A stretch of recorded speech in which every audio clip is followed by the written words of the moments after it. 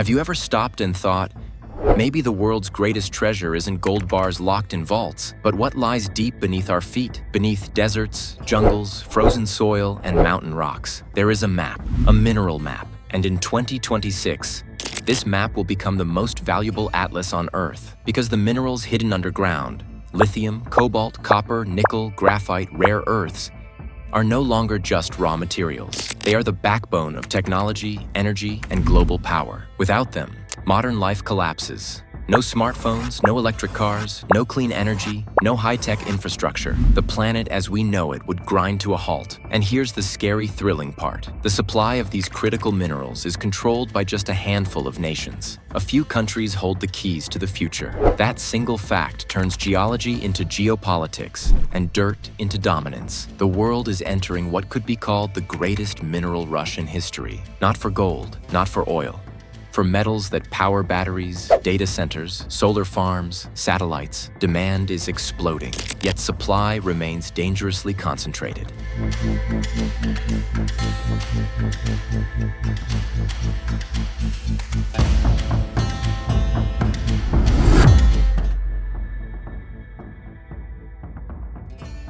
Let's explore this world beneath the surface. Let's uncover which nations truly control the mineral wealth of 2026 and what that means for the future. Some names rise above all others. These are the real titans of the mineral world. First is Democratic Republic of Congo, DRC, often hidden from headlines beyond conflict and headlines. But in fact, the world's cobalt powerhouse, the DRC alone produces roughly 74% of all cobalt globally. Cobalt, the vital metal for lithium-ion batteries.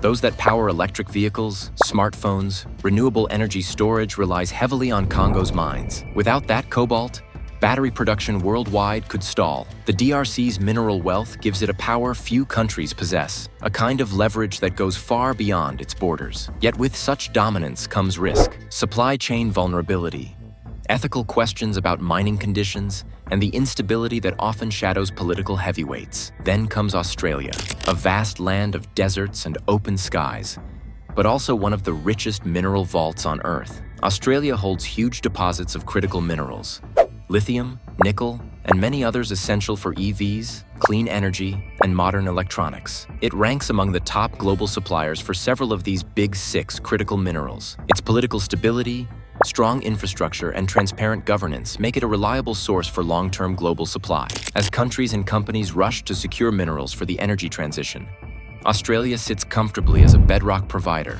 quietly powering the future. Then there is China.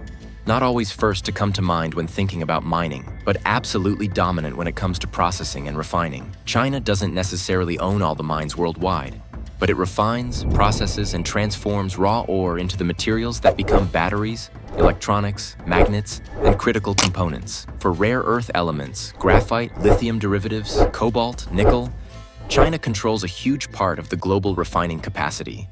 That means even if lithium is mined in Australia, cobalt in Congo, or copper in Chile, chances are the minerals will pass through Chinese refineries on their way to becoming the stuff of modern technology. That creates a choke point which gives China enormous influence over global supply chains. Then consider Chile, a country often associated with copper mines and mining towns.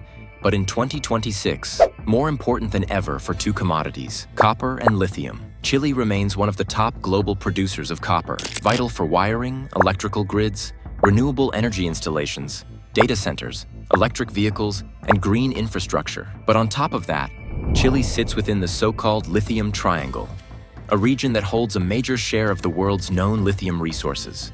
That dual advantage, copper and lithium, makes Chile a strategic powerhouse, especially as the world races toward clean energy and electric mobility. Finally, there's Russia, sometimes overshadowed by oil and gas narratives, but in reality, a significant mineral heavyweight. Russia holds vast reserves of nickel, platinum group metals, and a wide array of metals critical for defense, electronics, high-performance alloys, and emerging technologies. As demand for battery-grade nickel and specialty metals rises, Russia's mineral wealth remains highly relevant. Its traditional resource base, combined with modern needs, ensures it remains a key pillar of the global mineral map. These 5 nations are the pillars of the planet's mineral economy in 2026. But this dominance doesn't guarantee stability. On the contrary, it exposes the world to massive risks, because when so much depends on so few suppliers, the global supply chain becomes fragile. A political upheaval in one country, a mining disruption,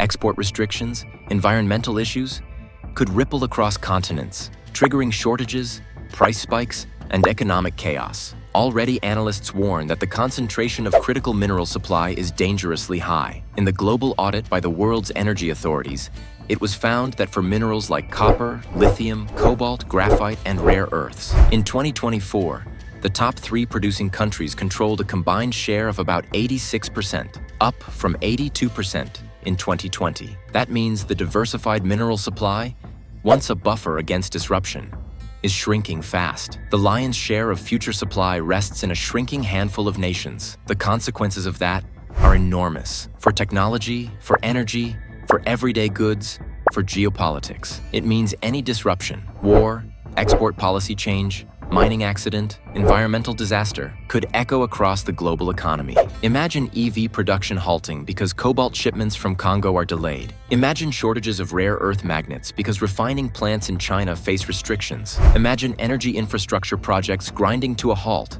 because nickel or lithium supplies surge in price. At the same time, nations outside the dominant 5 are racing to claim their share of the global mineral wealth. Many are waking up to the opportunity to become key players in the supply chain. Brazil is emerging as a powerhouse with massive iron ore deposits and vast stretches of bauxite fueling the aluminum industry. South Africa strengthens its position with unmatched reserves of platinum group metals, critical for automotive, jewelry, and clean energy technologies. The United States is reviving copper and rare earth production, aiming to reduce dependence on foreign supply chains and reclaim strategic mineral leadership. In South America, Argentina and Bolivia are rapidly expanding their lithium fields, central to the booming EV battery revolution. Indonesia is rising fast with some of the world's largest nickel reserves, driving the transition to clean energy. And now, Pakistan is stepping onto the map with its high-profile Reko Diq mine in Balochistan, one of the largest untapped copper and gold deposits globally,